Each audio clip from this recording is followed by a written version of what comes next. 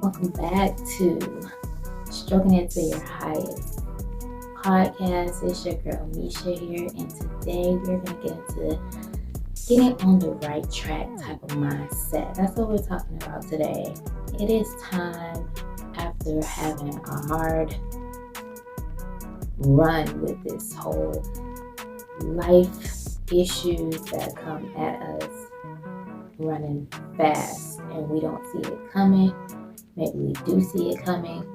Either way, it's time to literally knock everything off the table and reset the table intentionally to win this round.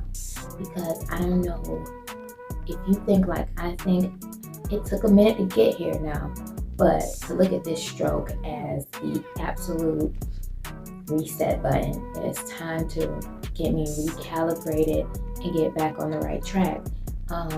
When you sit down and you go through a stroke or any type of illness that sits you down, you have a lot of time to think, a lot of time to just look at your life and inspect it and audit it and go over what needs to go, what needs to stay, who needs to go, who needs to stay, what needs to be finished, what needs to be tossed, and when you step into this new life, new chapter, post-stroke, you want to step into it with different eyes and more of a believing factor on the things you want in life, more gratitude in the world. So you're grateful for everything because of what you went through. No one should be able to have to tell you to be grateful, right? Almost every stroke survivor is very in tune with the word gratitude and strength. We live by those words. If you have a good mindset, there are some that get stuck in the mindset that they don't want to live by gratitude, they don't want to live by strength, they don't want to live by happiness, they just in a rut. And I can't, judge them because I was there. I just decided that I wasn't going to stay there. And that is the purpose for this podcast, is because although you had the stroke, you can stroke yourself right into your highest, best life ever. And that's what I am doing. And I am just, encouraging others to do the same. Just because you have brain injury or something happened to you, and it is of no control of your own, you have to just still take it and make lemonade, because it's really lemons being thrown at you. Life is what you make of it. Life is not giving in and giving up, And so I advise you to just make a vision, which I, in my previous episode, say that is the most important thing you want to do first off. Where do you vision yourself coming up out of this situation?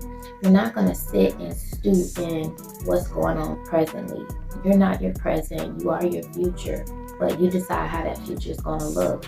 You're going to decide this table. You envision a clear table, and you're intentionally setting this table for your success in your health, in your spirit, in your body, in your relationships, in your travels, in your finances, whatever you feel needs a renovation. This is the time to do it. This is the perfect time to do it, because had this not have happened, you probably would have never had the time to do it. So take this time and use it to rewrite the script of your life. Rewrite it how you want to, while you have this time to just analyze the things you want, the things you didn't like in your past, and the things you wish to bring forth into your new chapter. Be clear, crystal clear. It may take you sitting for days, really realizing what is it that I want moving forward. Who do I want around me moving forward?